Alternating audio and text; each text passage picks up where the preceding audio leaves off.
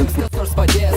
Supranta, tik po laiko darbo, kad šiam pasaulyje reikia dėti darbo, kad išaugintum vardą. Spėjo, Pidras, apuka. Ai, nežiūrėjau, išlindo apuka.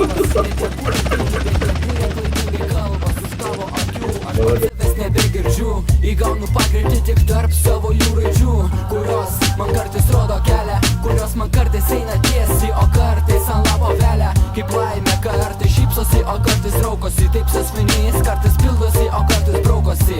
Ir vėl jaučiu, kaip dūmai skrodžia mano vidų, ir suprantu, kad tik eilinį kartą suklydau. Taip, aš vėl žudau save iš lėto, palikdamas save raidynę analfabeto. Aš niekada nemėgu būt standartas, aš mėgstu žemėje palikti vėžės išartas. Kai tavo galvoje mano žodžiai žaidžia dar, tai žinok, man kyla teikia azartas.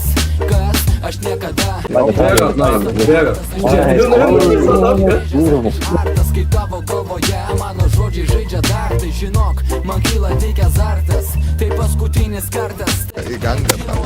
Nice.